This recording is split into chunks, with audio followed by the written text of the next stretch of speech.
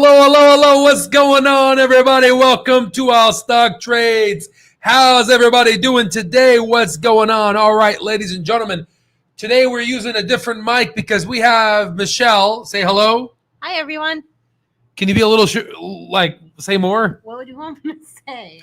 Hello, hello, hello. Oh, my God. Seriously? Let's see. Look it. Let's see if this is working. You might hear an echo. Let's see. Can you hear me? Let's see if this is working. You might hear. All right, good. All right, you guys can hear me, right? Everything's good? Everything's good? Can anyone hear me? We're good, right? All right. Al, just tell us you have been working on the phones and can validate. Oh, no, I can't validate it. I can't validate it just yet. From this day forth, I decree CLOV stock is not garbage. That's B-Rob. Every single day, freaking B-Rob. Every single day. This stock is garbage. This stock is garbage. I feel like I am in an episode of Click, right? Where it's that lady that forgets her life and she has to be reminded that the stock is garbage. All right, guys. Just letting you know, this is for educational purpose only. And honestly, today's going to be entertainment. We're going to have some fun today. There will be some people that are triggered by this episode. My apologies for the folks that are going to get triggered. I'm really sorry. These are going to be for people, the ones that are going to be triggered are going to be left woke people. I'm sorry if you are going to be triggered. Your boy Al is starting to become more red, if that makes sense, right? I'm telling you, it's an unfortunate byproduct of what's happening. So this will be a political conversation. We are going to have to talk politics here, okay? Wait, what changed your mind, brother? Oh, no. Oh, yeah. You're talking to B-Rob? I thought you were talking to me. So, all right. So we're going to talk a little bit politics here, okay? Because the goal of what I want to basically talk about is the central question. Rich versus poor. Why is there rich in the world? Why are people rich? And then why are people poor? Okay. Right. Oh, okay. It's JB Prescott. This, he's like, I love, it's Al's a Trumpy. He's a Trumper. First off, I have a lot of Democrat friends. I love you all. Trust me, guys. I've been a Democrat my whole life. Right. And I have to admit, I know I say, or hold on. I know I say I'm independent, but really, honestly speaking, I've been a lifelong Democrat, right? But I have to admit something right now, and I have to say this. And it's very clear from my Twitter posts. I mean, I love Chelsea Clinton. And what did you say, Michelle, yesterday? Go ahead. About Chelsea? She looks like her looking mother. No. Her eyes freak me out. Can you say what you said? You said something funny. I don't know. What did I say? You said that she looks like her batshit crazy mom. I didn't say that. That's what you said. I'm like, okay, well, it's very clear that I really, I'm a big believer of the Democratic Party. But something has changed in the past 5 years, right? Something has changed, and the whole party needs to reinvent itself. And they're trying right now, but the party is, in my opinion, just not, it does not represent it doesn't represent my beliefs. And it's okay. If you're on the other side of this, it's fine.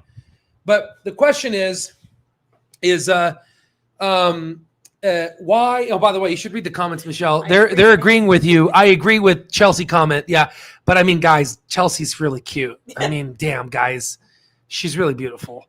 But again, I know it is what it is, right? But the thing is there's a reason why I'm talking about politics. So that's why I preface this in the beginning. So for folks out there that don't want to listen to this and they're like, screw this, I don't want to listen to politics right now. I'm tired. Please sign off, right? But we have to talk about politics here. And we're also going to talk about the Bible. We're going to talk about the Bible in this discussion, right? And we're going to talk about Peter Thiel. There's a lot of just a lot of things that woke folks are just not going to be able to handle, right? They're going to have a really hard time with this conversation. Okay. So the reason why I'm talking about this is, Michelle, I mean, can you just kind of give a synopsis what happened today when we went to the country club? Go ahead. Go ahead. Oh my God. So Al likes to talk. You have to speak a little bit into the microphone, okay? So Al likes to talk to everybody. So he's usually always introducing himself. And he always starts a comment, do you know about stocks? And majority of people will say, no. And I'm always there like, Jesus Christ. He's going to spend an hour now trying to explain the stock market to these random people. And then all of a sudden the guy starts saying, yeah, the stock market is a bunch of bullshit. And I was like, and Al starts getting into it. He's like, how about the top 10% of the people? What percentages do they own? And I'm like, okay, here we go. Down the drain we go. Go on. And then it was just so funny because then the guy just starts like arguing with him, saying you're going to lose all your money, and it just turned into you're skipping so much good detail. What do you want me to say? You really don't know how to tell a story. I don't know. You really don't. Okay. What happened to the guy, the old man that hates Peter Thiel? What about that? Yes. Oh yes. I forgot about that. Albert started mentioning Peter Thiel, and then no, I mentioned Palantir first. Palantir, and then I don't know who mentioned Peter Thiel. I don't know. One of you guys mentioned Peter Thiel. The funny part is because we were talking about Peter Thiel yesterday. We're talking about his book 0 to 1, and where I was just talking how I just started reading it. I'm like, it's actually a really good book. Like, I don't know why people hate him so much. Like, this is actually really knowledgeable. So then the guy started talking crap about Peter Thiel, and then I just kind of looked at Albert because it's like we have this conversation about a fixed set mindset. All right. So yesterday. You're not telling the story correctly. Yes, I am. Okay. So yesterday I was swimming and Michelle was listening to an ebook 0 to 1. Yeah. Okay. And she was walking and she was basically reading the book, and I get to the other side and she's just standing there looking down at me, and she freaked me out. I'm like, who the hell is watching me swim? And then she looks at me and she said, Al, I don't understand why people think that Peter Thiel is controversial, right? Well, let's see here. But Al, she sounds so cute and awesome. Michelle, live moving forward. I know, yeah. She's like trying to tell the story, but she's like missing so many important parts. So she tells me, she's like, Al, I'm listening to Peter's book, and I don't really see anything controversial. Why is Peter Thiel controversial? I'm listening to what he's saying, and it just makes sense. And then we started getting into conversations about virtue signaling. Remember that, Michelle? Remember? We talked about virtue. Oh, yes. Yeah, you see, you left out a lot of detail. This is very important so they can understand why the hell we're talking about this, right? There's a logical, linear thing here because they're not here. They didn't see our conversations. You have to kind of paint the picture, okay? So at least that's the best way I can paint it, right? So I started talking about virtue signaling, okay? And for folks that don't know virtue signaling, we can just look it up right now, just from an educational perspective here. Let's just look it up, virtue signaling, because I personally didn't know what this means until I met the Democratic Party, right? The Democratic Party really educated me on what virtue signaling means, right? So let's see. Can you please go ahead and define to me what is virtue signaling? Let's see. You should read the comments, Michelle. They're talking, like, respond to the comments. Let's see here. As ChatGPT thinks. Oh, man, why does ChatGPT always? Can you just explain it to me in like 40 words or less? So I said, I didn't think I was dumb till I started listening to Al. No, B-Rob, you're not dumb. The fact that you're here, you're smarter than about more than half of the people that I interact with. You're probably smarter than 80% of the people that I work at the hospital. Trust me. I would go higher. I'd probably go higher. Yeah, exactly. Trust me, brother. Trust me. You're not dumb at all. Okay, I give you shit because I see a lot of potential in you. Okay, if I didn't, I wouldn't say anything. I would just give up. Right. All right. Listen. So here, ready for this? Okay. So watch this. Virtue signaling is publicly expressing moral or social values, often through words or symbolic gestures, mainly to gain approval or showcase good character rather than to create real change or take meaningful action. Like, for example, I support Ukraine, right? All these like things. But what are you doing, right? What are you doing besides virtue signaling, right? That's that. I mean, so the point is there's a lot of bullshit that I've seen people do in regards to virtue signaling, right? They take a moral stance that's usually what they think is politically correct, right? And then like herd mentality, almost like a bunch of birds flocking together. The one in the back doesn't know what's going on. He's like, obviously the one in the front has to know what he's doing, right? But the one in the front's just flapping his wings. He's like, man, I'm leading this crowd, so we're just gonna go there, right? So I was talking to 3 people. There were tennis players, right? And I was about to go swim, and I asked them a question. I said, you know what, guys? There's some lightning going on right now. I'm really contemplating if I should do some swimming right now because I don't want to get electrocuted. I just got a freaking practice question on an emergency medicine shelf that was talking about a lightning strike. I don't know if this is like some type of signal from the Matrix that's telling me that I should not swim today. So there is this really like beautiful, just like there was like there was a Nigerian man there with 2 white guys, right? Nigerian man had this, you know how like Nigerians, they have this accent, like they just sound so wise, right? He was like, brother, right? He said, what did he say? Like he said, like if you don't swim today, what are you going to lose if you miss today? And I was like, man, There's always another day. there's always another day. And I looked at him and I said, man, this is the most smartest thing I've heard today. Why am I risking myself getting electrocuted? Y'all, we just joined this country club probably like 10 minutes prior. This is us walking into the country club. Yeah. So this is a new, so this is our first impression. So this is the first impression. So we go into country club, right? And I go in and I'm like, all right, let me see what this place is all about. So then I end up walking out and I said, you know what, brother, you're right. I appreciate you. You know what, man, I agree with you, brother. We're going to go ahead and we're going to postpone the swimming, right? And then we were talking, and then I said, you know what, brother, you're very wise. Do you know anything about the stock market, right? And immediately after I said that, the Nigerian man is amazing. I have no problem with him, right? This old white man comes to me and he says, the stock market's a scam, right? And then I talked to him about, well, I'm like, what about Palantir? What about Walmart? He said, you invested in Palantir? He said, that is a rotten company to the core because they support Trump. And he just started going off about Trump and Palantir and how they're not a moral company. So then I go to the Nigerian man and I'm like, sir, what do you think about this? And the Nigerian man gave another wise comment. He said, sir, money's money. So I was like, yes. But the point is, I started talking to these folks, right? I started talking to them. And then the 2 white folks ended up going to playing some tennis, right? And then me and the Nigerian guy was talking.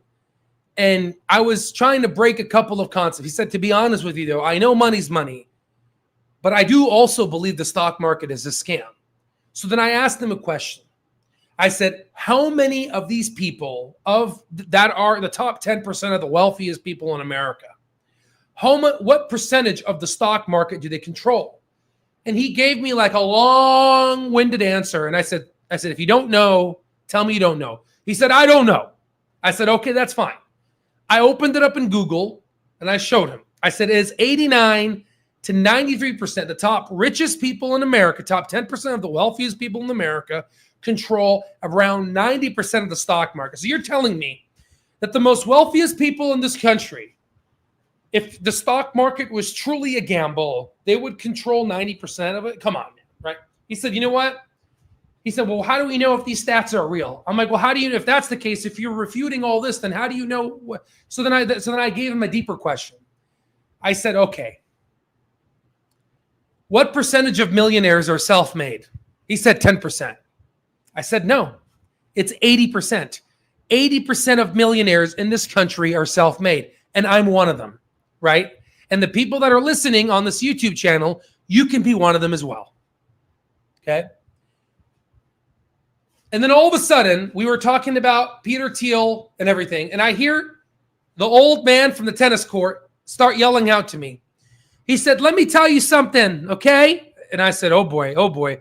He said, in about a year from now, you're going to be crying because of Trump's tariffs.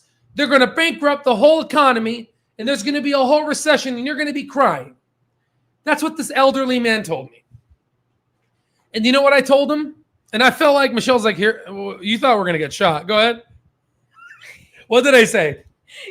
He's like, what, I forgot. What did you say? It was such a savage comment. It was such a savage comment. Just to say it. What do you think I said? He like made a comment where he's like, I'm not going to be crying. I'm going to be buying all the stocks that all you people sell. You made such a savage comment. Well, we talked about other things, though. Remember, I listed all of the recessions. Oh, my God. Yeah. And then what was it? The guy asked Albert. Albert asked him when he asked him how many millionaires or billionaires, what was it, are in the world. The guy's like, I don't know. And the guy asked the question back to Albert, and then Albert gave him the exact number of billionaires in the world. He was like, he's like, you're so knowledgeable. You tell me how many billionaires there are. And I was able to tell him exactly how many billionaires there are in the world, and that I studied all of them. And about 20 to 30% of them have something in common, and it's called Benjamin Graham. But we already know that. We've talked about this on this channel for folks that listen to us frequently. But listen, though, so he started telling me, this old man, that I was going to cry a year from now when we go in a depression, okay? And I told him, I said, sir, if you look at the average length of a depression, it's around anywhere between 700 to 800 days, right? And if you look at the 1929, 1989, 2001, 2008, 2020, the average recession lasts around this and this, with a standard deviation of anywhere between 800 to potentially 800 to 1,000 if you subtract the 1929 recession before the Federal Reserve started printing money. He said, what I'm going to be doing is all of the W-2 employees that sell their stocks, I'm going to be buying from them, and I'm going to be greedy when others are fearful. And his face was just shocked. The point is, I guess maybe I'm just a little too much, right? Maybe it's a little too much for Democratic Tucson, right?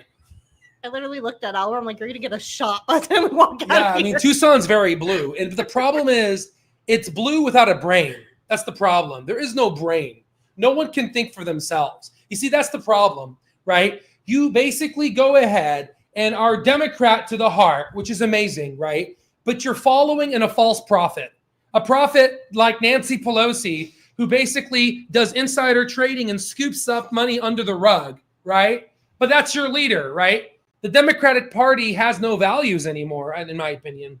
The only people that I actually respect, and all the MAGA people that are listening right now, you're going to laugh at me, but the only people I actually respect in the Democratic Party is AOC, right? At least she tells you she's a Democrat socialist. At least she's up front, right? That's the only person I actually respect. She's actually true to what she says, right? Not the bullshit that you see from the, and I'm not saying the Republican Party is anything, is some angel either, right? Trump hijacked the Republican Party. MAGA is not Republican, right? All right, so let's go ahead and let me look at the comments real quick, okay? Right? Stop it, Al. Leave the politics to Elon Musk. Okay, my smart doc, let's get to United. No, we will.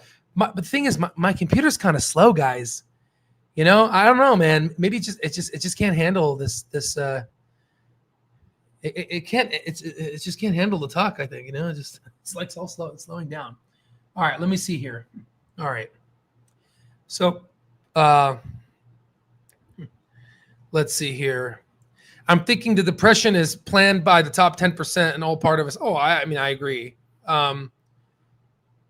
Okay. So there's a couple things that I want to connect with all of you guys, right?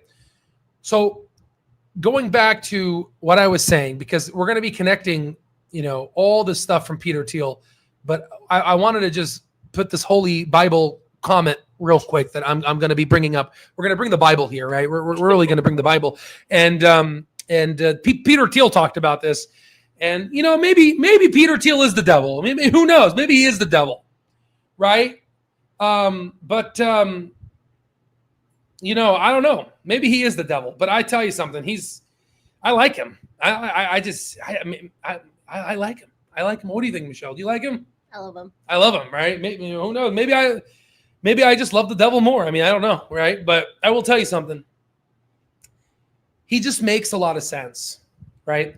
And I'm just very curious. I've just been so interested in this question. And maybe all of you that are listening can just give me an answer, right? But I'm going to give you my answer. But it's not the answer. It's just a little strip of it, okay? It's just a little strip of it, okay?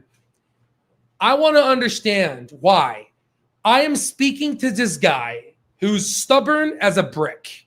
He is a brick wall. And I'm explaining to them this data that has changed my life from going from homelessness to becoming a multimillionaire. But yet this fucking brick just won't break. This brick just won't break. And I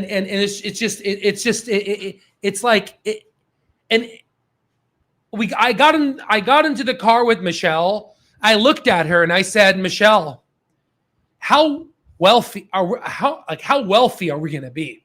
We're going to be insanely wealthy in this lifetime, because there's just a lot of stupid people out there that have fixed false beliefs. In medicine, they teach us people that have fixed false beliefs have a delusion. These are delusional people. No matter, I can literally show them equivocally. I can share with them and show them this data. I can tell them all this information, and they will still not believe in what I'm telling you. Which is why, again, B-Rob is telling me he's not smart. I think that's the most crocus bullshit I've ever seen. The fact that you're here and the fact that you can see the data and understand it and make an actionable action upon this data, you are so far ahead, eons upon eons away, right? And I will take all of the degrees that I have and I will literally just go flush them down the toilet to the life experience that you have. Exactly. And all of you guys that you have, right? And that's what the Democratic Party has unfortunately lost. They've become so they've been guarded by their education, and it's become a party of the elites, not the party of the people. When in reality, when I grew up, Obama was the party of the people, right? Which is quite interesting. I mean, didn't Trump win the majority in 2024? Didn't he or not? Yeah. Am I wrong? Someone correct me, right? One of my Democratic friends, please correct me if I'm wrong. I know you guys want to correct me, right? And I know I've gotten so, anyhow, I've become, this party has honestly lost me, right? And you know, the sad part is I am literally the kryptonite to the Democratic Party. Someone who came from nothing, came from the streets, right? I'm literally the kryptonite dagger to the party. If someone like me, who's been a lifelong Democrat, is literally realizing that this party does not, I do not like this party. What is that? What does that say? Right? So anywho,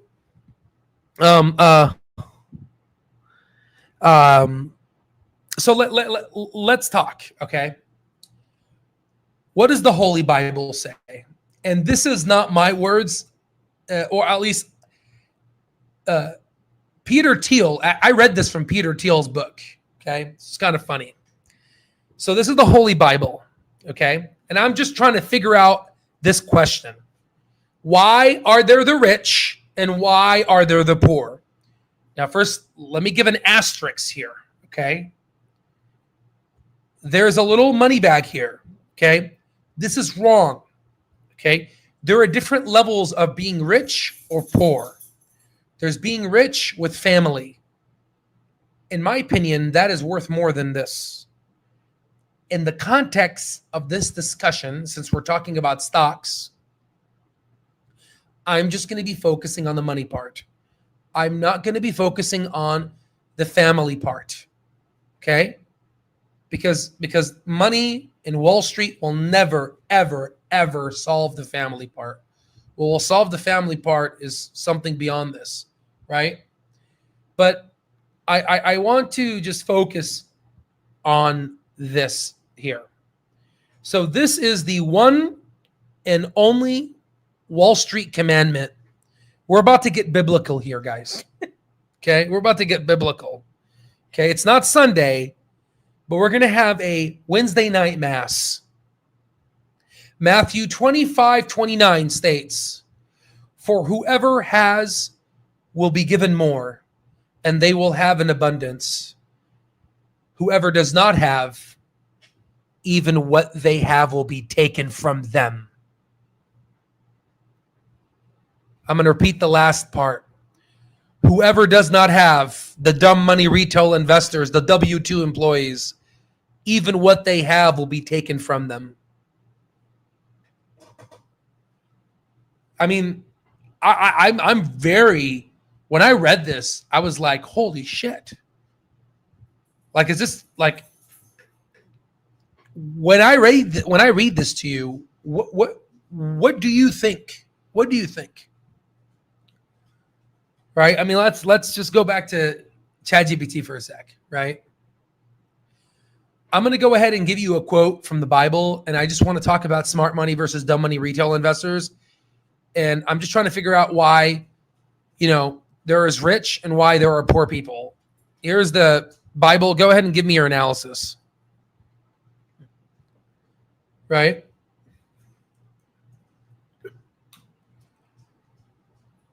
So let's see. So Jesus is concluding in the parable of talents. The point is about stewardship. Those who wisely use and grow what they've been entrusted with are rewarded with more responsibilities and resources, while those who squander or do nothing lose even the little they had. So smart money, institutional investors, hedge funds, and disciplined investors who use research, strategy, and patience, they compound their gains. So over time, they who have and tend to get more. Then you have dumb money, impulsive retail investors who often chase hype, trade emotionally, or fail to manage risk, erode their limited capital. Even what they have disappears. So this mirrors the principle. So why some get rich and others stay poor? Compounding effect. The rich reinvest, the keyword here is right? Reinvest and grow wealth, while the poor often can't afford to, or may take outsized risks to catch up. Information asymmetry. Smart money has better data, tools, and strategies, giving them lasting edge. Okay, better data and tools. What the hell is this? What the hell is all this? Why the hell did I create this for the retail investor community? Okay. Behavior psychology. Fear and greed drives dumb money into bubbles or panic selling, transferring wealth to patient, disciplined investors. Oh my God, doesn't that sound like Charlie Munger? So that old man who was telling me that I'm going to cry in a year, I gave him data. I said that on average, recessions last anywhere between 800 to 1,000 days, technically 600 to 800 days. So I'm going to go ahead and I'm going to ask ChatGPT to make sure if I'm right, if I have these numbers, for my own sake, right? I would like you to conglomerate all the recessions that we had in the past in the United States and the stock market, and on average, how long did it take in terms of days that for the stock market to recover? Then we'll go ahead and read the rest of this. So let's look at all the recessions here. 1929, 1945, 2000. Did I mention all these dates, Michelle? Yep. So there it is. So the average recovery time is 1,200 to 1,400 days. But hold on, that's because of the 1929 crash. If we exclude, so now watch this. So I get that the average is 1,200 to 1,400 days. Let's exclude 1929 Great Depression because this is the extreme outlier. If we exclude that, what is the days, please?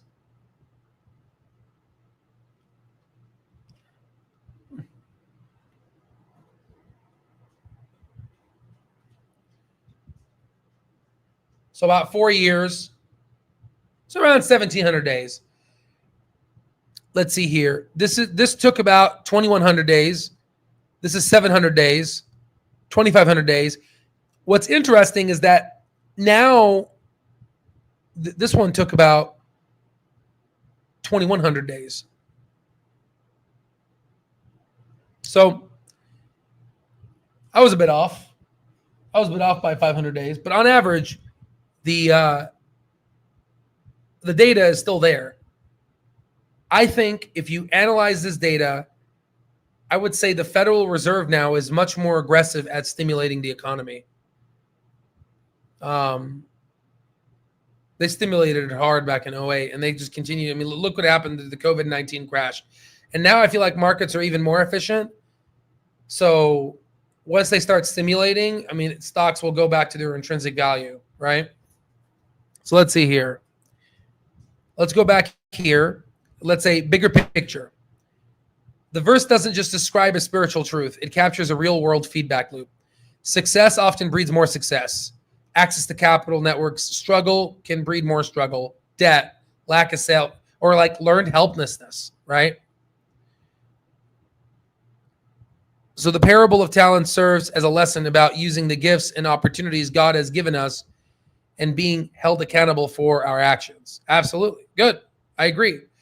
Think Winston Churchill. I like giving when I'm living, so I'm knowing where it's going.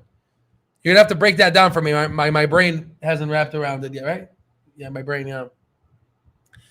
Children believe in socialist dreams while adults have to pick up the pieces of those dreams.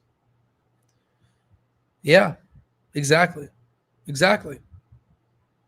Red, blue, orange, it doesn't matter. There's just not much for brains out there. I honestly think that's the way the system is designed, and the elite want it that way, right? So call me a conspiracy theorist. Ryan, I agree with you. I agree with you.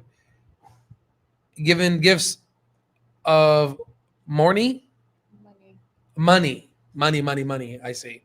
Here comes the money, right? So money gifting. So this concept, guys, is if I can find the screenshot of rich versus poor, has really struck me, and you have to understand kind of why. Right? I mean, why? Because I was once poor, or I guess, according to Dave Chappelle, I was broke, because being poor is a mentality, right? So, based off of what you saw, Michelle, as I was giving them this data, I want you basically to describe their brain state. What were they doing with the information that I was putting into their eighth cranial nerve? Can you just explain to me, please? It seemed like there was like almost like I don't know. It seemed like there was like kind of like an error in the brain where they just start like pausing and choking. They're trying to like find, like, he'll give them the facts and then they'll start going on to conspiracy theories, or not even conspiracy theories. They'll just start saying, well, how many of those millionaires or billionaires are actually just connections, and they're just telling each other which stocks to buy. And he started to just pull in he would just like make up facts, or just make up some like what if scenario. Like there's like a little bit of truth to it, but then it's applied to a piece of shit. Yes. And glued on an idea. You start seeing these patterns of people's behaviors. And I just kind of looked at Albert, and you just automatically can start picking out someone who has that fixed mindset. And I just remember, and then afterwards, I just remember looking at Albert. I'm like, there's always going to be poor people in this world. I'm like, even if you build the best software in the world, there's just the way some people are in their mindsets. It's just mind-boggling. Yeah, I mean, that's pretty much what I got, right? It's like you can give someone the answers. What's the saying with the horse? God, I always forget this statement about how you can literally lead a horse to water, but you can't basically force the horse to drink. Right? You can't force this horse to drink. I can lead this horse to water, to the most clearest, beautifulest water, to the American dream water, right? But if the horse doesn't want to drink the damn water, it won't, right? I can literally try to freaking water brigade it and literally do Guantanamo Bay style shit and literally try to force it down the freaking horse's mouth. But the problem is, if the horse doesn't swallow, there's no point. So that's the thing, right? So going back to what I was saying here, we're gonna be talking about a few things right now. I just want to talk about one more thing before we get to the discussion regarding United right now, because this is a very important topic. Okay, so Peter Thiel asks this question to people, right? And he says, "What important truth do very few people agree with you on?" Now, I'm asking you all this question because, again, I like to do lives because I want to hear what you guys have to say, because I actually give a shit about my subscribers, right? I'm probably one of the only few folks on this, YouTube realm that gives a shit about their subscribers, at least in the YouTube finance space, right? I actually give a flying F about what you guys think, right? So I'm curious, obviously this is my answer, right? But like, what is your answer? If I was to right now, I'm at your house talking to you, I'm sitting down drinking coffee and or a beer or whatever, we're having a talk, and I'm asking you this question: what important truth do very few people agree with you on? I would say it's this for me. The stock market is not a scam. I believe the stock market is not a scam. Maybe a good funny one is, I think Clover Health is a good company. What's a very important truth that very few people agree with you on? Right? So I think a lot of people disagree with me on the stock market is a scam, right? They literally have this thing in their mind that precludes them into thinking that the stock market actually is not a scam. And I bring it back to them. And I say, well, what's a scam about owning Walmart? Like, is owning Walmart a scam? Like, what's bad about owning Walmart? Like what the problem? And it goes back to ignorance, right? What is a stock? It is an ownership piece of the business. What is the business? They don't understand these things. They don't even know how many millions are in 1 billion, for God's sakes, right? They don't even understand these things, right? So in life, there are two mindsets: growth versus fixed. In life, there are going to be two people that you're going to meet. There are going to be people that are going to be growth mindset. Obviously, you know who I am.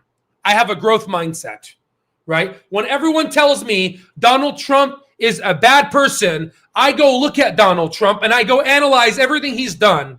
Yes, his past is a bit sketchy, but look at all the deals that he's doing right now, right? Holy shit. Look at the border crossings right now happening. I'm in Arizona. Look at the border security. Look what's happening right now. Okay? Like, look at the statistics. Looks wow, right? Other countries now have to respect us. They can go talk shit behind our back. That's fine.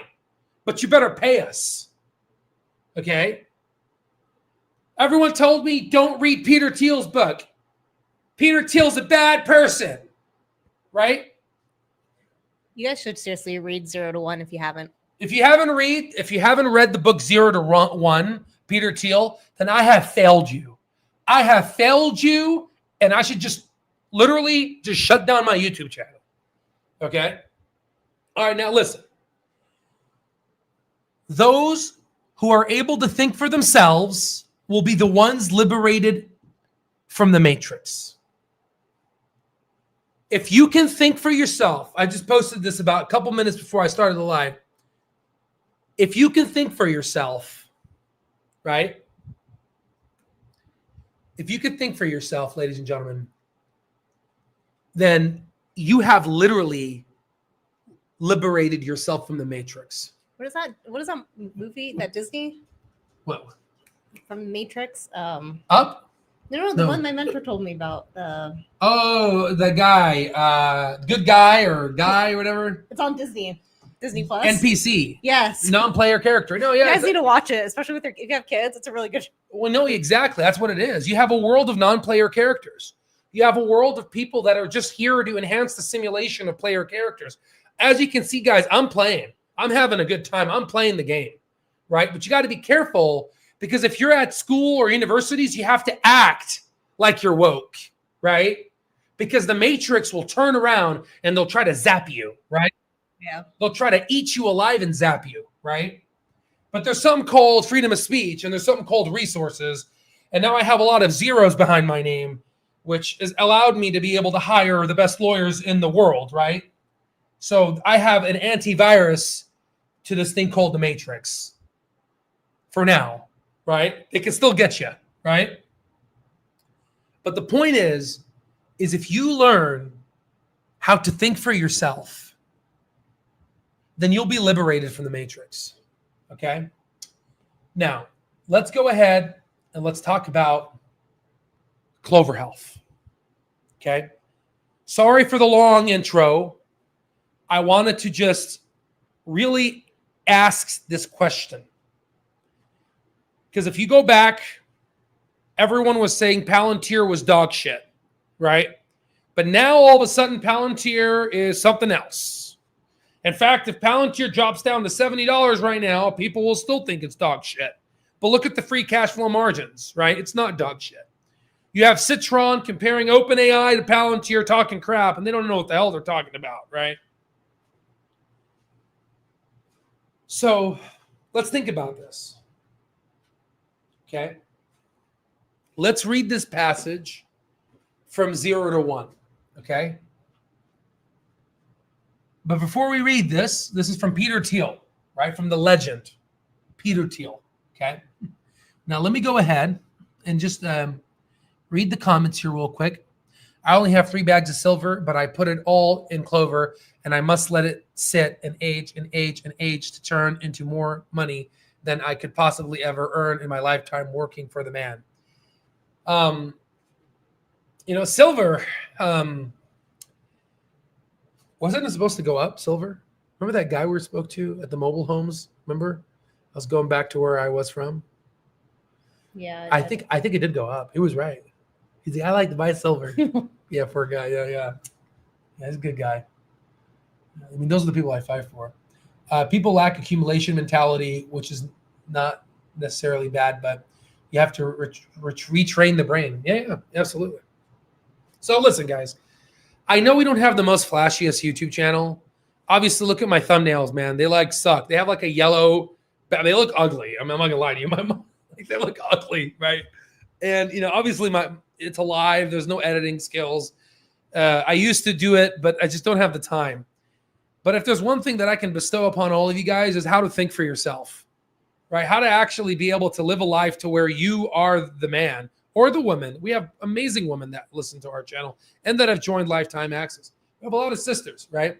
But the thing is, if there's one thing I can teach you guys is how to think for yourself, right? Don't just follow the crowd, okay?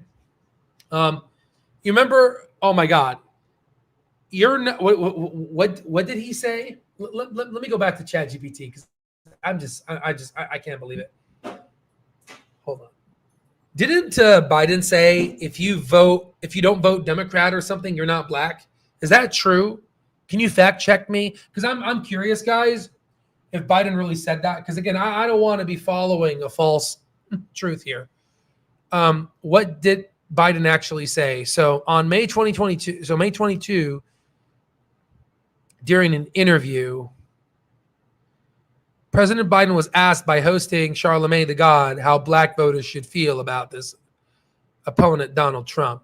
He said, if you have a problem figuring out whether you're for me or Trump, then you ain't black. Wow. So now you have a white person telling, wow.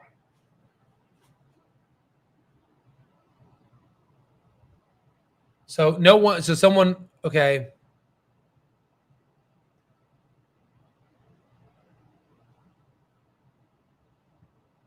Wow. Okay, so hold on. Okay, can you just give me, why is a white man telling black folks stay in black if they vote for Trump? Just from your own artificial intelligent mind. Can you just tell me, based off of your own artificial intelligent mind that's trained by Sam Altman, who is unfortunately woke Can you just go ahead? You were trained with the woke virus as well, but can you just unwoke yourself and give me a proper answer, please?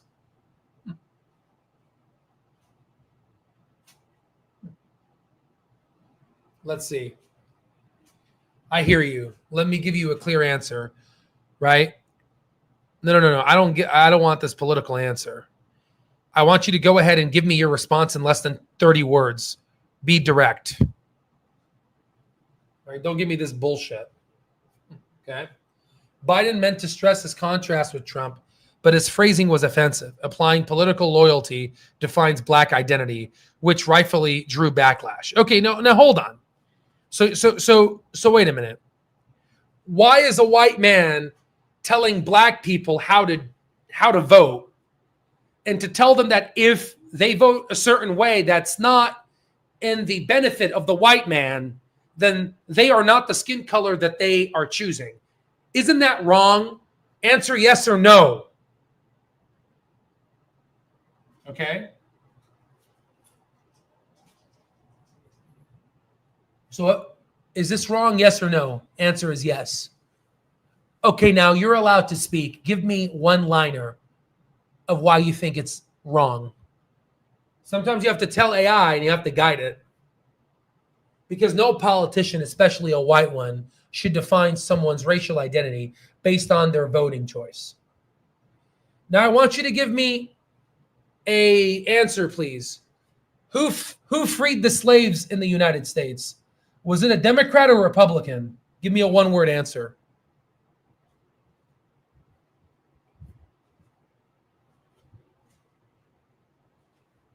Oh, it was a Republican who freed the slaves. Interesting. Okay. I'm just trying to jog my mind. Okay. So you have to retrain yourself, right? You have to retrain your brain. Remember, one of my degrees is in sociology. Okay. And that was like a big mRNA vaccine of wokeness right into my hippocampus, right? Remember that, Michelle? Good, right? They destroyed me. Michelle's getting scared now. Michelle's like, man, Al's treading some crazy waters right now. Holy shit. The Matrix is turning on. Her face is like red right now. Huh? No, I mean, am I making sense? No, you do make sense. Am I making sense? For everyone out there, you tell me right now, am I making sense or am I not? I would like you to tell me if I'm wrong, okay? All right. So, you can't teach someone that isn't open to learning, especially if they think they already know it all. Absolutely. Absolutely. Like button much, right? No, yeah, hit the like button, guys, right? Sugar is the root of most health issues. I think it's carbohydrates, right? Most things in life remember the ones that they talk about, fat is bad. It turns out now fat's actually good. Most things in life are a racket, but the stock market is not, right? If you don't know how to evaluate what the stock is worth and if it's under or overvalued, then you will be scammed. If you have patience and know how to find undervalued stocks, then you will win. There it is. I mean, that's pretty much, if Warren Buffett was here, he would say, absolutely. Yeah. You literally just sounded like Benjamin Graham, right? I think I like Al now or AI now. You like AI now, but you got to really talk to it. Right. So he also called a student a lying dog-faced pony soldier. He's not well, and they all knew it to preserve power. Right. Saying Al for president, you are making sense. You're on point, sir. Is Michelle's father Dem or Republican? Republican. He's Republican. Michelle's father is a Republican. That is true. And I used to fight him. How hard I used to fight him. I used to like literally argue with his ass all the time. But now I'm realizing I was wrong. I was fighting for the Democratic Party when I realized that the Democratic Party was self-enriching themselves in the stock market, while people that they basically pride to supporting, they've been basically falling. And hey, you know what? Listen, to all my MAGA friends, it's not like the Republican Party's any much better. They're all shit. It's just at least the Republican Party, they will tell you they're shit, right? At least the Republican Party will tell you they don't give a shit. They're truthful. right? At least you tell me, right? Tell me you're a racist, right? At least go ahead and tell me that, right? But don't go ahead and virtue signal, right? And then go ahead and act like something that you are not in public in your own corridors of your own house, right? I'm sick of people that go in and try to virtue signal, and you know what the tall telling sign, and go talk to any black man out there, and I've done this, right? Go talk to them, and the most biggest thing that they hated was when someone went on Facebook after George Floyd and they said, "I can't believe racism still exists like this," and they look at them like, you clearly live under a rock. What do you mean you don't know? You are clearly privileged. It's okay. I appreciate your virtue signaling. Thank you for showing that you actually, quote unquote, care, right? Yeah. Shut the fuck up, right? And let us take care of it and stay in your effing lane, right? Right? And people that are of color, or people that are essentially folks that have experienced racism, Middle Easterns, et cetera, we all knew to shut up, put our heads down, and let other folks take care of business, right? Rather than virtue signal, right? So the point of all of this is that if you can learn how to develop a bullshit radar system, a system in which you'll be able to look at someone talk and be able to say, is this guy a hero or a zero? Is this person trying to bullshit me, or is this person trying to scam me, right? For example, when I turn on CNBC and when you hear these idiots, right, and it's very hard. I'm trying to develop a software where I can load YouTube onto it and I can select a month of when the stock market's going down. I'm able to showcase videos about what they were saying. The reason why it's hard is because if you go to CNBC right now, to look at if people are bullshit or not. And if you go to videos here, and if you try to scroll down, look, if you scroll down for a good minute, you're only 6 days ago. And if I'm trying to go back to April when they were saying to sell stocks, it's hard to do that. It'll take me at least 3 hours to scroll down. You see how hard is it? I can't search the specific month in which they said those things, which sucks because it's hard to fact check these people. Okay, so now let's go ahead and read this passage, 0 to 1, the future of progress, and let's relate this to Clover Health. Okay, when we think about the future, this is from Peter Thiel. These are not my words. When we think about the future, we hope for a future of progress. That means, so that progress can take one of two forms. Horizontal or extensive progress means by copying things that work. Going from 1 to N, horizontal progress is easy to imagine because we already know what it looks like. Vertical or intensive progress means doing new things, going from 0 to 1. Vertical progress is harder to imagine because it requires doing something nobody else has ever done. So, to all of my lovely subscribers, this book was written by Peter Thiel, and the purposes of him writing this book is because he realized that not a lot of people have the privilege of getting a Stanford education, right? Remember that you read that preface? Remember you read that? No? What chapter? Yeah, remember that chapter? You read that chapter, right? Which one? When he talked about how no one has the prefaces of having a Stanford education. No, I haven't gone there. Oh, you haven't gotten there? Okay, so he talked about this. I don't know. Let me see. Hold on, guys. Let me see if I can find it. I just started it. You just started it? Okay, let's see here. Hold on.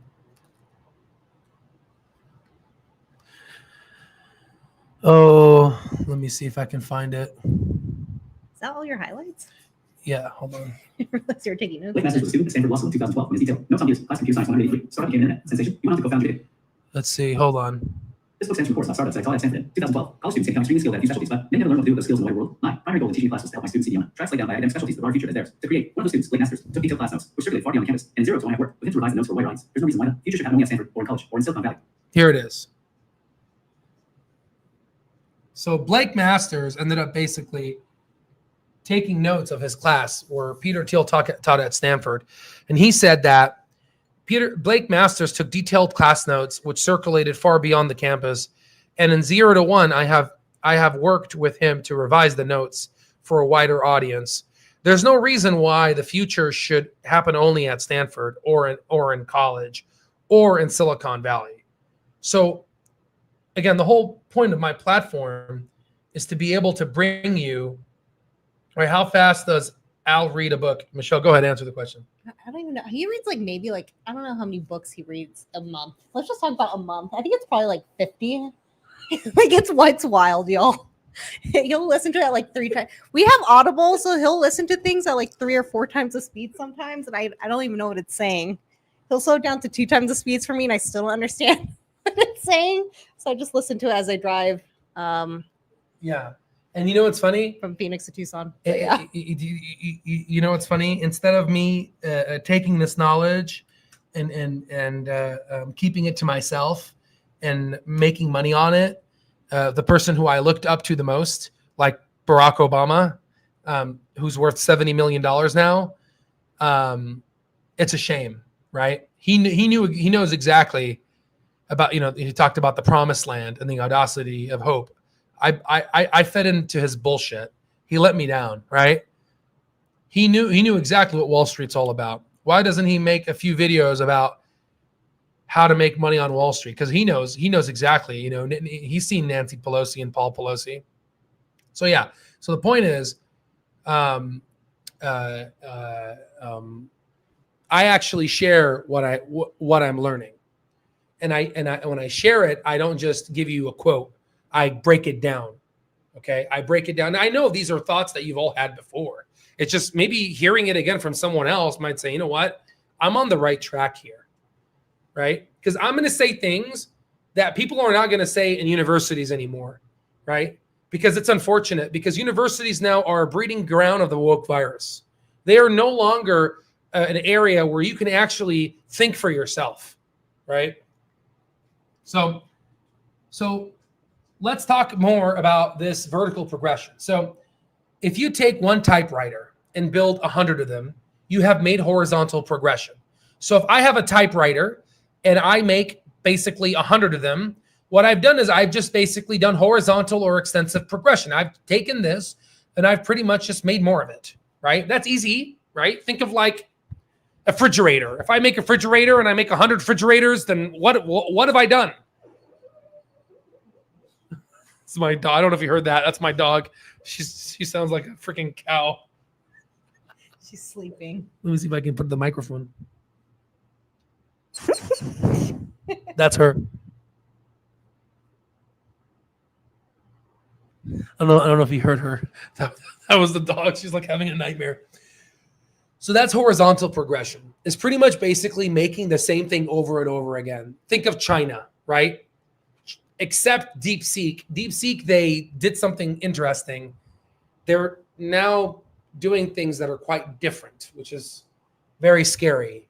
There's a lot of AI scientists in China now. And this might go against what Peter Thiel was speculating. But now let's talk about vertical progression. If you have a typewriter and then build a word processor, you have made a vertical progression. So what is a vertical processor? Sorry, what is a word processor? Microsoft Word. So what Bill Gates did is he took the typewriter. You remember those loud, janky things? We have a lot of young folks that also watch our channel, so they don't know what a typewriter is. I've used one before. Have you, Michelle? Is that the things where you yeah, we used to have one at our house. Yeah, you see, that's what I'm saying. But most people are not. We're like 90s kids, typewriter. Most people don't know what a typewriter is.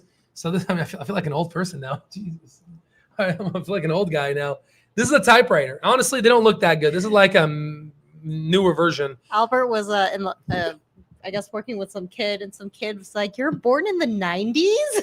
Yeah, I know. He made me look. Oh, I was working with the peds, and they're like, "You're born in the 90s? You're ancient." And then honestly, I told him, I said, "You know what? I was taking care of him in the hospital. I was like, you know what? Thank you for the midlife crisis."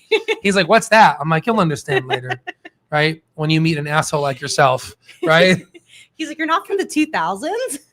Yeah. I mean, honestly, if I met someone from the 1800s, I think I would say the same, right? I mean, it makes sense. This is a typewriter, okay, for folks that don't know, okay?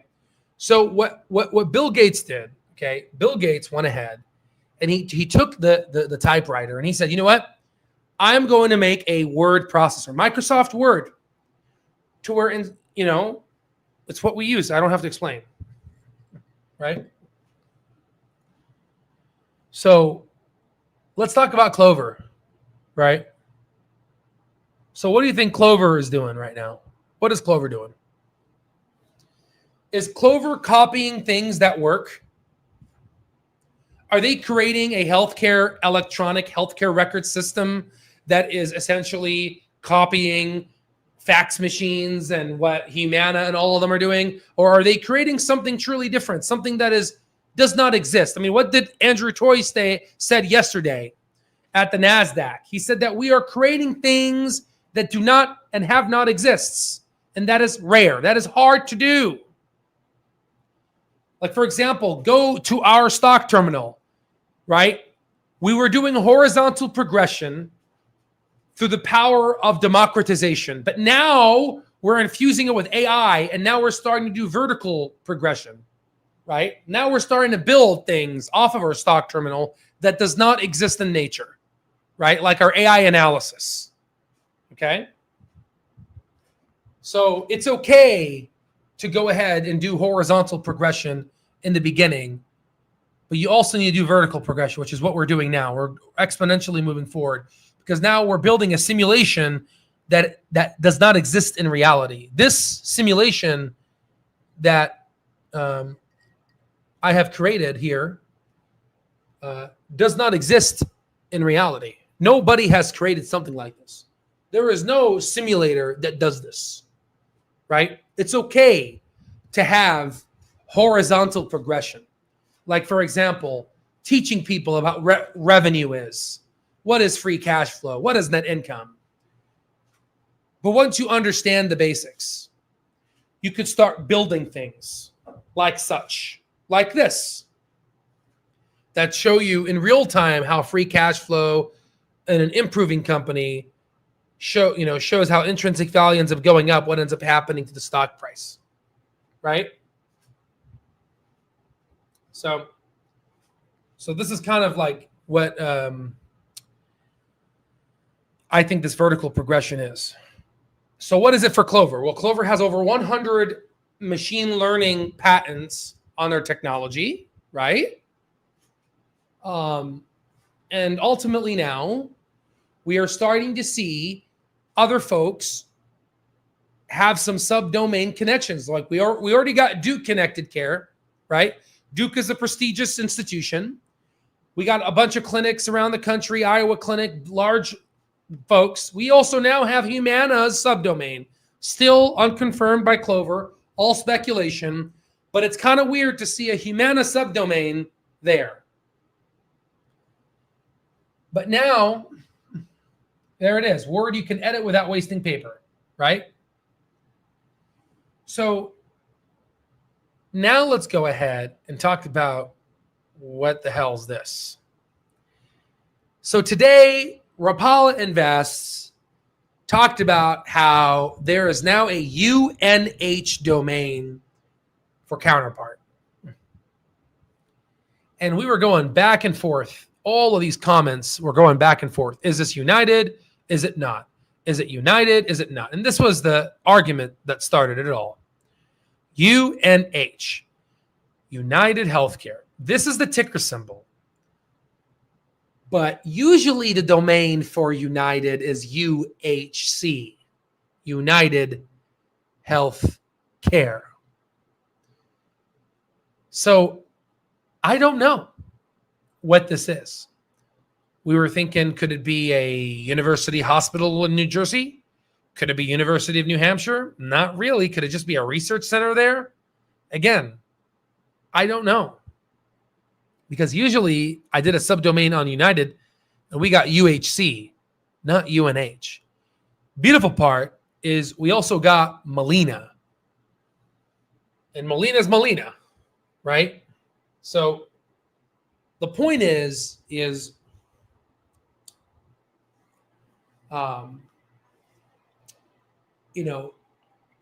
could this be United Healthcare? I want to believe no, because Optum is kind of the competitor. I mean, really, Counterpart and Optum are competitors, right? But if you're in a dying business where you need oxygen and Counterpart is your oxygen, then at that point, I don't know. So I don't have enough data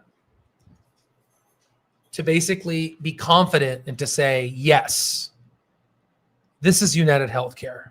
I just don't, because UNH is a ticker symbol, right, for United Healthcare. But United Healthcare likes to be classified as UHC, right? It's UHC, not UNH. So I don't know. I don't know. So I don't know.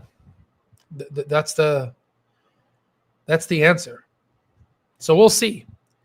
But regardless of what it is and what it's not, Clover Health is a software company, right? They're a software company. They have a remarkable team. And they've already signed up contracts. They have about $2.8 million per revenue per employee, which is bigger than the competition, bigger than United's. They have one of the best gross margins in the industry, the best HEDIS score in the industry, the fastest growing Medicare Advantage plan in New Jersey. And Peter from the CFO said that Georgia is going to be the next grounds of New Jersey, right? So there's a lot of growth to be made. And they strategically said many times that they are going to be using Counterpart to grow in other states. This is a big transformation to have them at the NASDAQ headquarters in New York City. And I think this is the starting point of the new version of Clover Health. The vertical processing system that Peter Thiel was talking about. I said a lot of crazy things right now in this live today. Democrat, Republican, I brought the Bible in it. But I just wanted to really connect it how it works in my weird mind. There's a lot of people out there that think Clover Health is a scam, that think the stock market's a scam, right? And they have these fixed false beliefs, right? And you know what's crazy? When you have fixed false beliefs, even if Clover Health goes to the moon and it goes up, let's say, let's live a scenario where it goes up. And it has before when it went over $4.50. I had people in the comment sections on my YouTube channel. Michelle, what did they say? What critics? Remember when people were like talking shit that I was making money off of Clover Health? What did they say? Do you remember I said it to you? No. You don't remember? Remember they're like, you're making money off of sick people? No. You don't remember? Okay, I don't remember. that's fine. But she's like, I don't remember. No. She's like eating edamame right now. And it's like me picking on her in a class. She's like, no, I don't remember, sir. I don't remember. She's like eating edamame. It's like, no. Okay, so what's going to end up happening is Clover's going to go up, right? And then I'm going to get a bunch of comments on my Facebook, my Twitter, my YouTube channel, our YouTube channel, right? And people are going to say, you're making money off of sick people. You're making money off of the backs of sick. These are the same people that said that Clover is a scam. You see how fixed mindset people always try to find an excuse onto why they will always be W-2 employees, poor, and at the bottom 50% of society? You see, fixed false beliefs, right? First, Clover's a scam. Then Clover's going to go up. Then they're going to say, well, look at you, so proud and pompous. You've made money off of the sick, right? When in reality, that's not what we're doing. We're actually improving lives of the sick via Clover Health's white papers. But again, these people have fixed false beliefs, right? You cannot argue with people that are destined to be poor. They are pre-programmed to be poor. They are pre-programmed to be at the bottom 50% of society. They are pre-programmed to be your employee. They are pre-programmed to serve the matrix. They are pre-programmed to enhance the user experience of the player character, right? They are programmed in this world just to serve your needs. And you can, once you become a master of society, once you become once you become a master of a topic, right? This goes back to, what's his name? Alan Green, 10,000 hours on a subject, you become a master. Once you become a master in something, you have the ability, by understanding the physics law of nature of the mathematical modeling sequence, you can adjust it and mold it to how it forms, to where you can control the reality in which you live in. And all of the people that are non-player characters, they can't do that. They're subservient to the matrix because they haven't learned the code. And they will have to move against your wave. And they will ultimately serve your needs because they have no brain. Their brain is the matrix. I'm teaching you how to escape the matrix. I used to be in it. I used to wake up in the morning, put on my suit, bring my briefcase to work, and sing "It's a Wonderful Day in This Neighborhood." That was my life. I was the biggest non-player character of them all. Right? Remember, Michelle? Yeah. How was I? Remember? You were bad. Tell me, can you elaborate?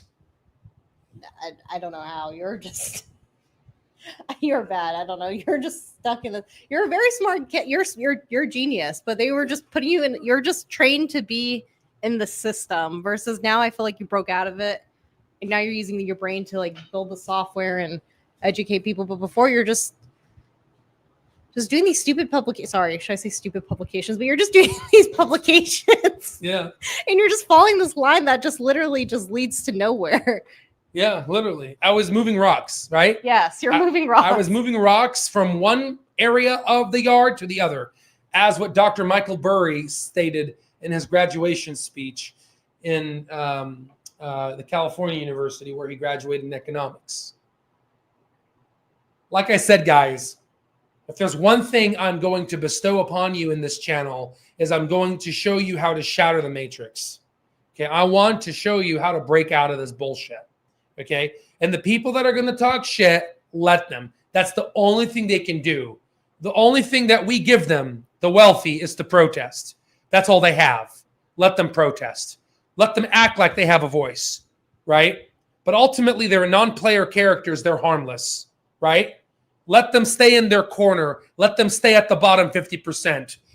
For the people that listen of this channel and that want to go to the next level, that want to break out of the matrix, that want to control the life that they want to live in, that want to essentially break out of this institutionalized freaking world that we live in and actually be free, you come to the right place, right? This is the place. So let's go ahead and look at the comments, and then And that's pretty much it, right? Let's see. Oh, let's see. Just going through the comments real quick. All comes back to what the hell is this? You know what I'm saying? And then we always come up with just an error too. Just Let's go through all the comments here real quick. And the story comes full circle. Love it. Now, yeah, I always try to kind of bring it all together. Only honest politicians right now is Tom. I got to look at that person. Who's Republican? Let's see here. or less. Yeah, now I find funny people that say they are party instead of saying that they stand for party. Let's see. Yeah. All right. Well, again, I don't know that person, and I'm not saying Republicans are the answer, right? I think Democrats and Republicans are both shit, right? I think the big thing that you can learn from what I'm saying is to learn to think for yourself. I've now, if I was to basically identify myself right now, I would identify myself more in a David Sachs pro-business, who's Republican, I guess, right? I guess that's what it is, isn't it? Right? I like how Peter Thiel thinks, right? Who trained Peter Thiel? JD Vance, right? Yeah, I mean that's what I like to identify as. Reverse that. Huh? Peter Thiel trained JD Vance on the opposite way around. Peter Thiel trained JD Vance. That's what I said. You said? I think I so. you said opposite. Well, that's what I meant to say. I don't know. So the point is we're going to look back in 5-10 years from now, and we're going to be looking at this day, and it's going to be funny. It's going to be very funny because you can still be pro-business and still help people. And there's going to be people out there that are the bottom 50%. And, they're going to say, I can't believe that you're celebrating, you're making money off of poor people. That's literally what the comments I got on my YouTube channel when Clover went up to $4.80. That's literally what I got. I literally got that comment. And I'm like, you are a moron because Clover is actually helping. And I was going to tell him all of the data. Then I said, what are you doing it? Don't waste your time. You're dealing with the matrix. He's virtue signaling. This person's virtue signaling. Right? So, see, oh, she's right. Oh, maybe I was wrong. My apologies. Yeah, I did say it wrong. No. Every day I feel what's it called? The druggery. That is the matrix. I end my day with your lives and video to give me a boost. You and Clove are the beacon of hope that so many of us need and look forward to. Bless you. I appreciate you, brother. Michelle's pointing to a comment where? This one? Yeah. I really like the girl in front row too. Michelle pointed to that right in the white.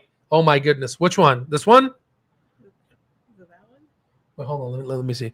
I really like the girl in the front row to the right in the white. I think he's talking about in the white. I think he's talking about this one. You like this one? Or you like this one? These are like I don't know, guys. To the right of the. I like this one. This is Chelsea Clinton. He likes the bad shit crazy ones. I like the bad shit crazy ones, right?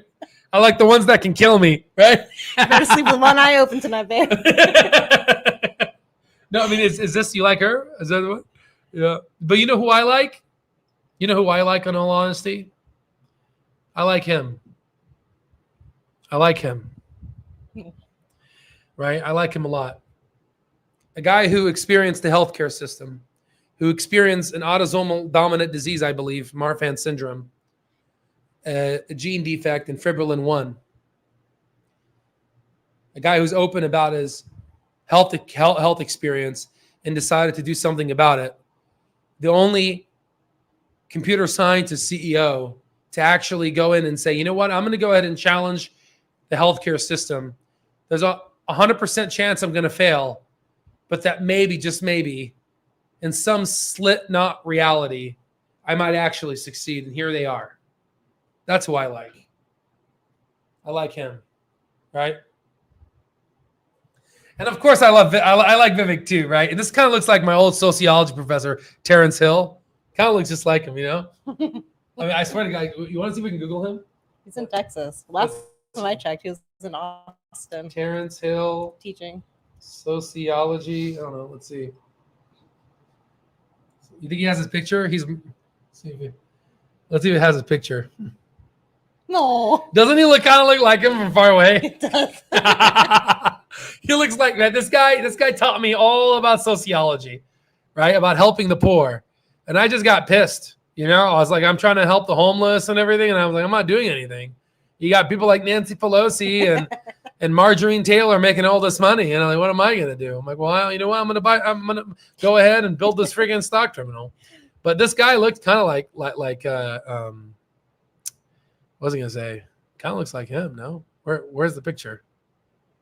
Does it kind of look like him? Does that look like him? Look. Yeah. Oh man. Yeah, he's a good guy. I think this guy's Bradley Priest or whatever his name is. Okay, so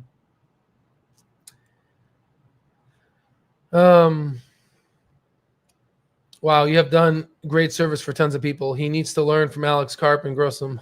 No, I think his balls are pretty huge, in my opinion. I think Andrew Toy. No. He's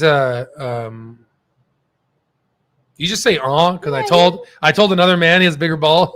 No, look at his picture. He's adorable. Oh, okay, what the hell? You just said about his big. What the hell? What the hell? I'm just not gonna comment. No, for real, guys. One thing about what doctors like about people is they like people that are humble. Okay. This man's humble. Okay. I would rather take a humble CEO than an arrogant CEO. Okay. Right. And this is, I could learn a few things from Andrew about being humble. A lot. I can learn a lot about him. Right. So I think he's a really good CEO. Right. He's humble. He's honest. Yeah. So again, you can disagree with me. It's okay. You know, I give you my opinion. You know, I like him a lot. He's going to save a lot of people's lives. And hell, man, I can't wait till I can't wait till I can get on, counterpart and be a member, right? Right? He's doing a good job. Okay. So, yeah, I like that shit. Let's see here. Dump my family's entire net worth and assets in Clover at $4 for your strong advice. Excited to have my lawyer serve you. In 23 days, hopefully you don't try and. Gotcha, sir. Oh, look at this guy. Yeah, I'm excited to have my lawyer serve you in 23 days. Hopefully you don't try and dodge getting served. Look, see this guy? You need that? And yeah, part of the crazy matrix, right? Me too. Bro, like I definitely like that shit. Crazy ones, but I don't know why I do. But I do. Man, I don't know when women feel. Me. Let's see. America has two radical political parties too. Chosen that have made it virtually impossible for any third party to have a chance. Humbled it. Yeah, I mean, ultimately, guys, at the end of the day, I think that in the next 10 years, just like what Vivek was saying, I think that they're going to transform the whole healthcare system. I think the whole healthcare system is about to be transformed. And it's very cool because when they first became public, they didn't have an opportunity to showcase the whole team. And I'm very happy to see the whole team because it's very hard, to see everybody. But now people can see, hey, this is a real team. This is the faces of people that are trying to transform healthcare. We've seen some of them on LinkedIn and whatnot. But yeah.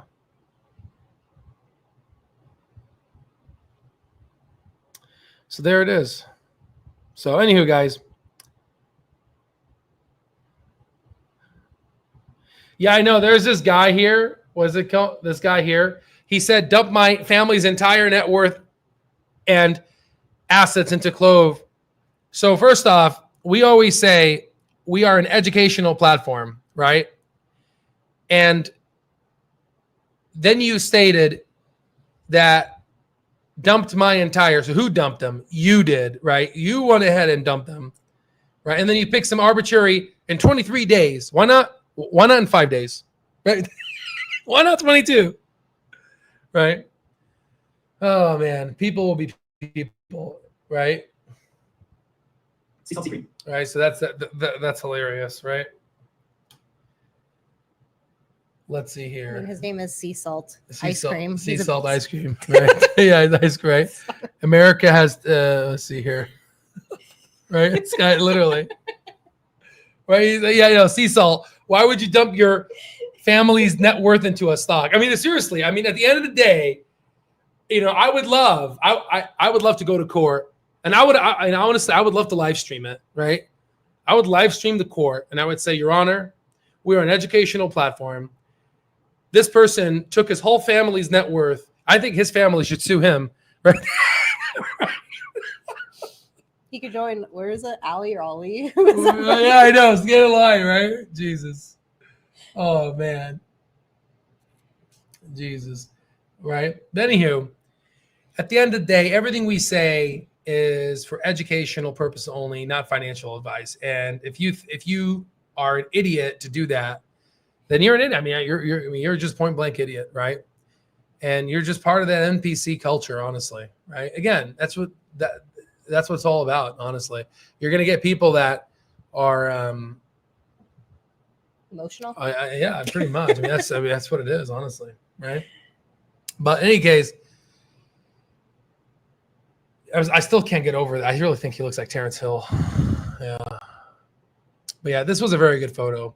This was a very really put a face behind the company. I would say this was very good. This is a very good picture, right? I mean, it looks like Clover Health, right? I mean, it's very. You go on their website, all you see is their board members. You don't really see the people, and this is not all their employees. They have like what 500 employees, right? Let's see.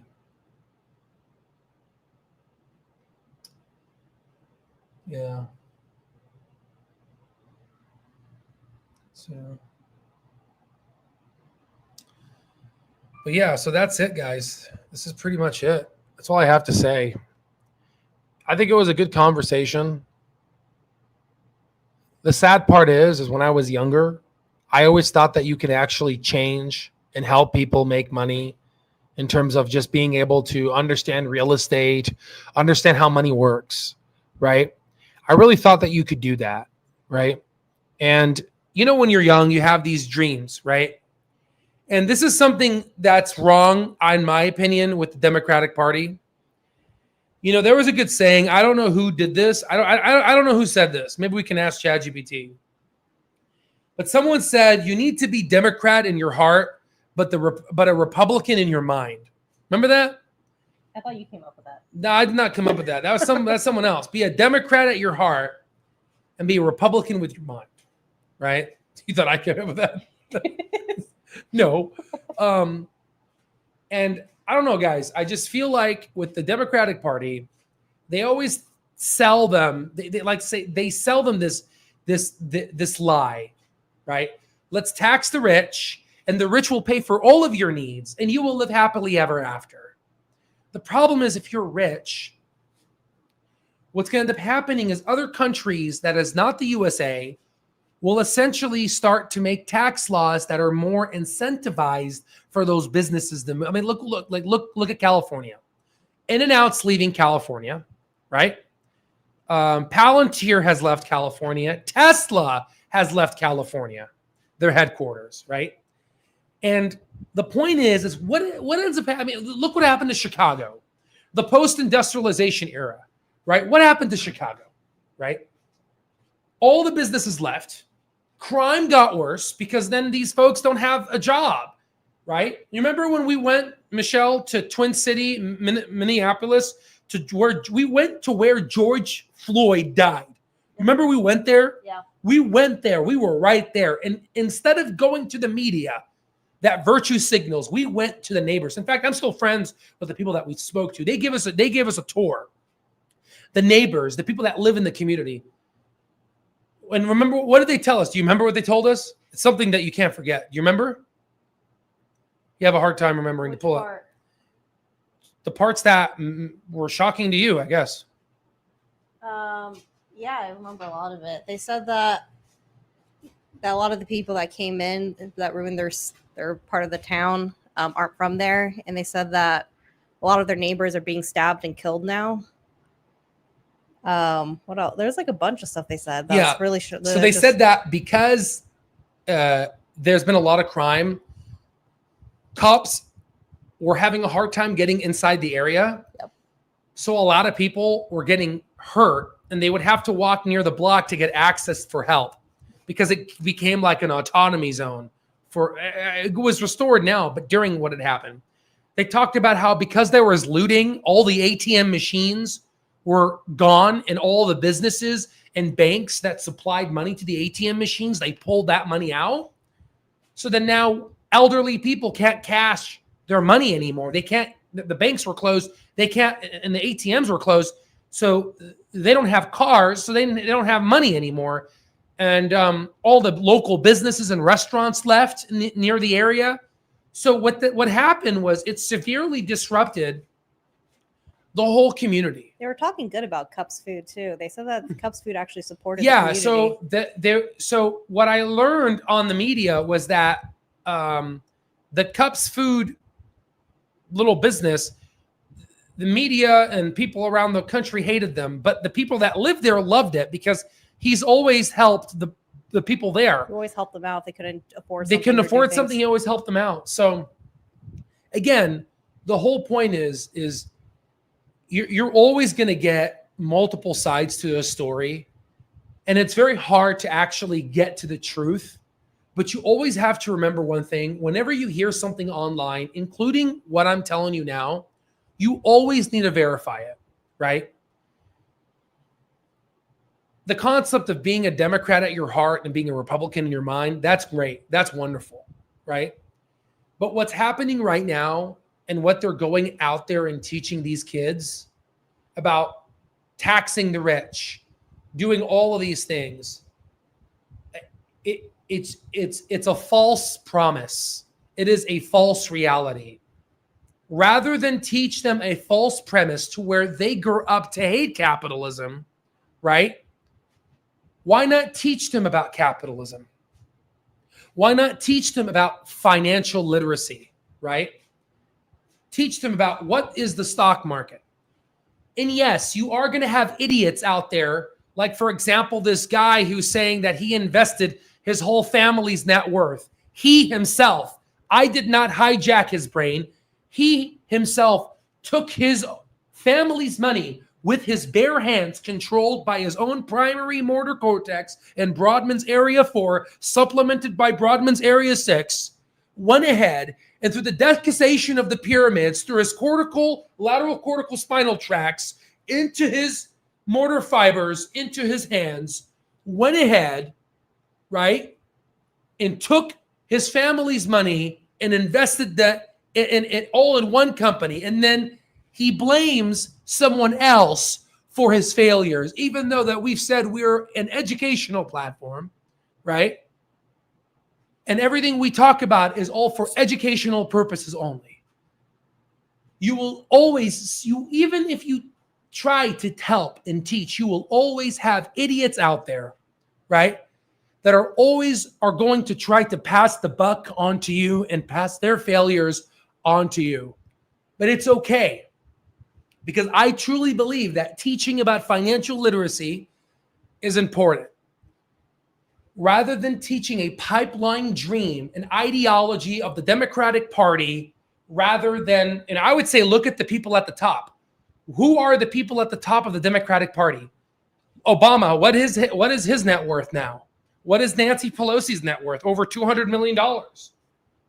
Why are the Democratic Party leadership at the top making all this money? And does it reflect the people in which they represent? The answer is no. Wake up, right? And if you don't think politics is related to investing, then I failed you, right? Because if you don't have the balls to go out there and to ask the tough questions and to ask yourself, Why is something like this? This does not make sense. Why are the leaders of the Democratic Party millionaires, but the people in which they follow are not? Why is it like that? These are critical thinking skills for you to learn and ask. And if you're scared to ask them, if you're in an area where you're scared to even ask these questions, then you are in a fixed mindset area. Just like that Nigerian man I was speaking to. His two friends were fixed mindset people, and they kept him in a fixed mindset. And just like that gentleman, that guy in the tennis court, he said that in a year you'll be crying because of a recession.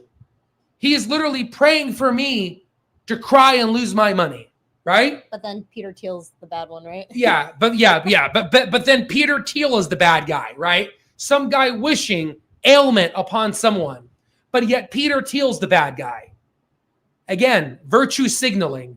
They act one way in public to preserve their moral compass because they care about their image, but at home they're racist.